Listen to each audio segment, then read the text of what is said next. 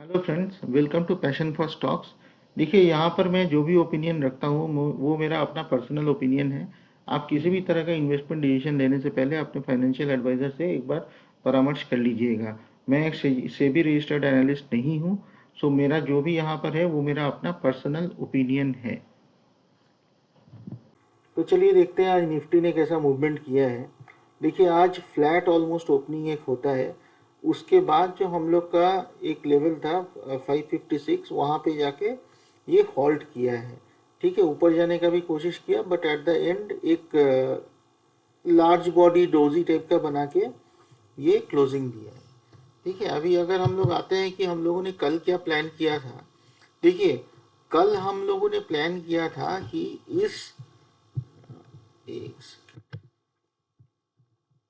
Trend line के ऊपर जाते हम लोग यहाँ पे बाई करेंगे। ठीक है, या इस ट्रेंड लाइन के ऊपर में एक 5 मिनट का कैंडल क्लोज देगा तो उसके ऊपर हम लोग बाई करेंगे। ये 5 मिनट का कैंडल क्लोज दिया इस ट्रेंड लाइन के ऊपर, उसके ऊपर हम लोगों ने बाई किया। पहला टारगेट जो हम लोग का था वो 540 का था, दूसरा टारगेट 560 का था। तो 560 पे जाके इसने थोड़ा सा कंसोलिडेट किया, वापस थोड़ा ऊपर गया है, ऊपर जाके एक ट्रेंड लाइन इधर से भी आ रहा है, वहां पे रेजिस्टेंस लेके ये वापस इसी ट्रेंड लाइन का सपोर्ट लेके फिर से जाके इस ऊपर के जो ट्रेंड लाइन है उसका रेजिस्टेंस लेके यहीं पे 560 के आसपास ये क्लोजिंग दिया है। तो जिसने भी ट्रेड ये लिया होगा हमारे लेवल पे, उसको आज अच्छा खासा प्रॉफिट हुआ होगा। ठीक है, अभी हम लोग देखते हैं कि कल हम लोग का क्या गेम प्लान होना चाहिए। देखिए, एक ये लेवल एक आ रहा है जो इसको अगर स्ट्रेट आप ड्रॉ करेंगे तो एक इस तरह से एक 620 610 के आसपास का एक लेवल है। तो देखिए, ये कल यहाँ पर अगर फ्लैट ओपन होता है या इस लेवल के इस ट्रेंड लाइन के नीचे ओपन होके ऐसे कंसोलिडेट थोड़ा सा कंसोलिडेट करना पड़ेगा, क्योंकि आज एक शार्प डाउनफॉल भी आया है, उसके बाद शार्प अपमूव भी आया है। बट ये पता नहीं चल रहा है कि एज ऑफ नाउ ये क्या लॉन्ग अनवाइंडिंग था कि यहाँ से यहाँ तक गिरा, क्या ये शॉर्ट कवरिंग था जो यहाँ से यहाँ तक आया, वो पता नहीं चल रहा है। तो कल ये कंफर्मेशन हो जाएगा। अगर फ्लैट ओपन होके यहाँ पे ऐसे कंसोलिडेट करके उसके बाद इस ट्रेंड लाइन को तोड़ता है और तोड़ के सेम 5 या 10 मिनट के अंदर ही 587 को अगर ब्रेक करता है तो हम लोग यहाँ पर एक छोटा सा क्वांटिटी बाई कीजिएगा, क्योंकि आज काफ़ी वॉलेटाइल था मूवमेंट। तो कल में भी अगर उम्मीद है कि कल भी हो सकता है वॉलेटाइल हो जाए। ठीक है, तो ज़्यादा बड़ा क्वांटिटी बाई नहीं कीजिएगा। लेकिन अगर कल यहाँ पर ओपन होकर, ठीक है, वापस इसी लेवल को इस ट्रेंड लाइन को काट के, मतलब मान लीजिए कि आप 575 560 580 का लेवल जो है इसके नीचे यहाँ पे काट के इस 587 या 590 को अगर ब्रेक करता है तुरंत आपको बाई कर लेना है। तो फर्स्ट टारगेट आपका 625 होगा, फर्स्ट टारगेट आपका 625 होगा और सेकंड टारगेट आपका स्ट्रेट अभी, ठीक है, 650 हो जाएगा। 100 पॉइंट ये हो गए। अगर मान लीजिए एक ये फ्लो में निकल जाता है, देखिए अगर इस तरह से कंसोलिडेट करेगा ना तो वहां पे आप निकल जाइएगा, छोड़ दीजिएगा, ज़्यादा प्रॉफिट लेने का जरूरत नहीं है, थोड़ा सा प्रॉफिट लेके बाहर आ जाइएगा। क्योंकि करेंटली मार्केट में गुड न्यूज़ और बैड न्यूज़ दोनों एक साथ चल रहा है।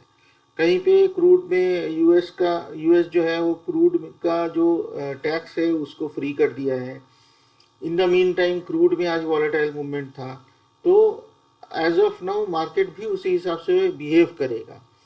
ठीक है, तो पहला टारगेट 625, दूसरा 650। अगर उसी मूवमेंट में उसी मोमेंटम में ब्रेक करते हुए चला गया तो फिर वेट कीजिएगा 680 का, अदरवाइज यहाँ पे प्रॉफिट बुक करके बाहर आ जाइएगा। रहने दीजिए मार्केट को, कंसोल क्लोज कर लीजिए, एक प्रॉफिट लीजिए, बाहर आइए। नाउ ये हो गया फ्लैट ओपनिंग का।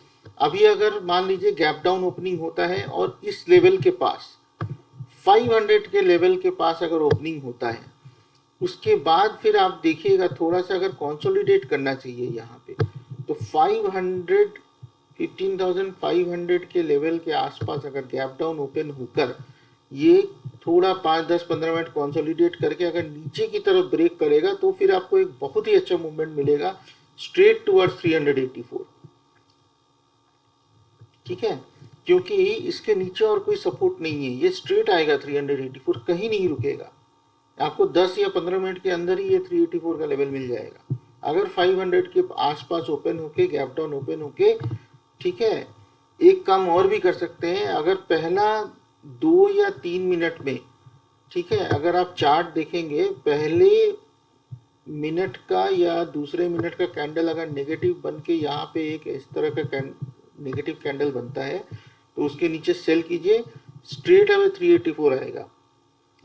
ठीक है, और अगर मान लीजिए यहाँ पर कंसोलिडेट करके अगर देखेंगे कि 520 530 ऐसे ट्रेड कर रहा है ऐसे करके, देन फिर आप मेरे को लगता है छोटा सा क्वांटिटी बाई कीजिएगा, बड़ा क्वांटिटी बाई मत कीजिएगा। ठीक है, बाइंग के साइड अभी थोड़ा सा हल्का क्वांटिटी बाई कीजिएगा, क्योंकि अभी जो ट्रेंड है वो नेगेटिव की तरफ है, तो छोटा सा क्वांटिटी बाई कीजिएगा। अगर गैप डाउन ओपन होकर 520 के आसपास कंसोलिडेट करता है 5-7 मिनट, तो वहाँ पे बाई कीजिएगा। आप सिर्फ 560 580 के आसपास वहाँ पे बुक कर लीजिएगा अपना प्रॉफिट, क्योंकि क्या है देखिए, फर्स्ट टाइम इसको यहाँ पे रेजिस्टेंस लिया, सेकंड टाइम यहाँ पे रेजिस्टेंस लिया, यहाँ पे एक बार थर्ड टाइम रेजिस्टेंस जरूर लेगा, तो 560 570 बुक करके बाहर आ जाइएगा। 30-40 पॉइंट से ऊपर का नहीं है यहाँ पे गेम। ठीक है, ये हो गया आपका गैप डाउन का। अब अगर गैप अप ही ओपन हो जाता है 587 के ऊपर या 590 600 के आसपास अगर गैप अप ओपन हो जाता है, फिर वेट कीजिए, फिर इसको 625 को क्रॉस करने दीजिए। 625 अगर क्रॉस करेगा आपको बहुत आराम से सीधा सीधा 50-60 पॉइंट मिल जाएगा 690 के आसपास। सिंपल है एकदम, 5-10 मिनट के अंदर ही मिल जाएगा आपको ये 690। ठीक है, तो आपको ये याद रखना पड़ेगा, अगर गैप अप ओपन होता है तो 625 के ऊपर निकलेगा तो 690 का टारगेट रहेगा। ठीक है, आपका जो स्टॉप लॉस होगा उस केस में 20 पॉइंट से ऊपर का स्टॉप लॉस नहीं रखिएगा, 600 से नीचे जहां कटने लगता है वहां पे अपना निकल जाइएगा। ठीक है, दूसरा, अगर फ्लैट ओपन होता है, अगर फ्लैट ओपन होता है तो 590 के ऊपर बाई करना है। उस केस में फर्स्ट टारगेट आपका 625 होगा, सेकंड टारगेट आपका 680 होगा, और जो स्टॉप लॉस होगा वो 560 का स्टॉप लॉस होगा। ठीक है, अगर गैप डाउन होता है सिंपल 490 पर सेल करना है, 384 का स्ट्रेट टारगेट है। ठीक है, और जो आपका स्टॉप लॉस होगा उस देखिए टारगेट इतना बड़ा है तो स्टॉप लॉस थोड़ा सा बड़ा रखना पड़ेगा, 560 का आपको स्टॉप लॉस रखना पड़ेगा। बस इसके अलावा और कोई गेम नहीं है कल के लिए। ठीक है, आई होप ये नोट कर लिया होगा आपने। तो अभी चलिए देखते हैं कि हम लोग का जो ट्रेडिशन है, हम लोग एक स्टॉक देख लेते हैं। देखिए डीबी स्लैब को ही लेके मैं फिर आया हूँ, इसका रीज़न है ये तो हम पहले भी हम लोग डिस्कस कर चुके हैं। इसका चार्ट अच्छा चार्ट है, लार्ज कैप है, सो इसमें कोई सरप्राइजिंग कुछ है नहीं।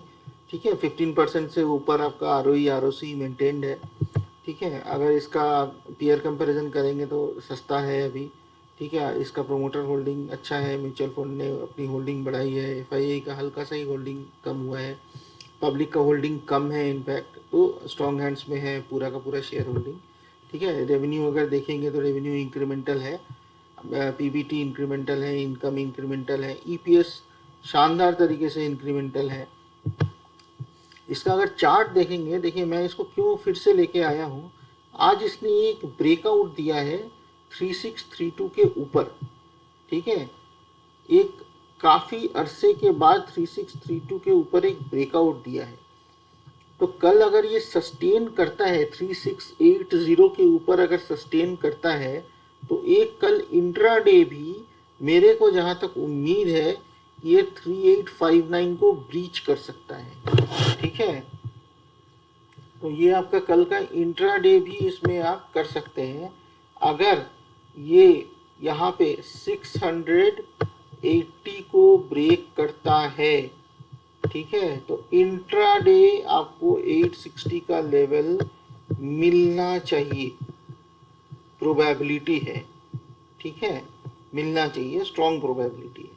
तो उस केस में अगर आप इंट्राडे कर रहे हैं तो यहाँ पे आपको 632 का स्टॉप लॉस रखना पड़ेगा। बड़ा स्टॉप लॉस है, बड़ा टारगेट है।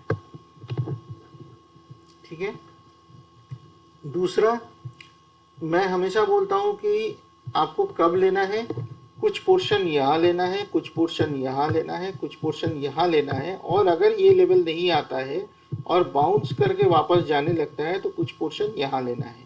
तो वो यहाँ लेने वाला टाइम आ गया है। यहाँ पर आप अपना स्टिपुलेटेड इसके लिए जो भी स्टिपुलेटेड अमाउंट है उसका 30% खरीद लीजिए। ठीक है, तो कल 3632 के ऊपर, ठीक है, हो सकता है थोड़ा नीचे की तरफ ट्रेस बैक हो जाए, फिर थोड़ा सा ऊपर चले जाए, तो 3632 के ऊपर कल आप 32% अपना लगा लीजिए, 40% इसमें लगा सकते हैं कल के लिए। ठीक है, अपना जो भी स्टिपुलेटेड अमाउंट है फॉर लॉन्ग टर्म इसमें बिल्कुल लगा सकते हैं यहाँ पे। ठीक है, so that's all for now friends, thanks for watching this video. अगर आपको मेरा एफर्ट पसंद आया हो तो काइंडली इसको लाइक कर दीजिएगा, वीडियो को शेयर कर दीजिएगा, सब्सक्राइब कर दीजिएगा। Thank you.